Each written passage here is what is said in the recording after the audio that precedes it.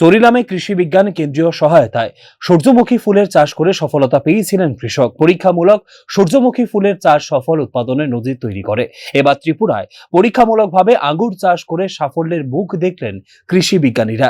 ত্রিপুরার ঊনকোটি জেলার কৃষি বিজ্ঞান কেন্দ্রের উদ্যোগে জেলায় আঙ্গুর চাষে উল্লেখযোগ্য সাফল্য এসেছে। নাবার্ডের আর্থিক সহযোগিতায় জেলা কৃষি বিজ্ঞান কেন্দ্র, ICAR এবং NRCG পুনের যৌথ উদ্যোগে এই পরীক্ষামূলক চাষ করা হয়েছিল।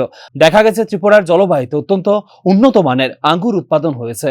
আঙ্গুরের সাইজ এবং গুণগত মান দুটোই খুবই ভালো মানের বলে কৃষি বিজ্ঞানীদের দাবি।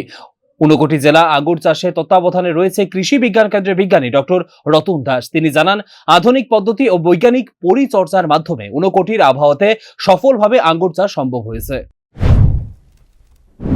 পরে আমরা দেখব যে কোন জাত আরও ভালো পারফর্ম করে, সেই জাতগুলো আমরা কৃষকদের হাতে তুলে দেব। এই যে জাত আমরা দেখতে পাচ্ছি, এই জাত মধ্যে যে অ্যান্থোসায়ানিন কন্টেন্ট, যেটা অ্যান্টি কার্সিনোজেনিক, পৃথিবীতে যত আঙ্গুর আছে সেই আঙ্গুরের মধ্যে সবচেয়ে বেশি পরিমাণে অ্যান্থোসায়ানিন পাওয়া যায়। আরও বলা উচিত যে এই আঙ্গুর থেকে অ্যান্থোসায়ানিনের ক্যাপসুল তৈরি করা হয়, সেটা হলো মেডিসিনাল ভ্যালু। তাছাড়াও মিষ্টি আঙ্গুর আমরা ত্রিপুরা রাজ্যে কৃষকদের হাতে তুলে দিতে পারবোই না আগামী অদূর ভবিষ্যতে, তাতে আমরা সন্তুষ্ট।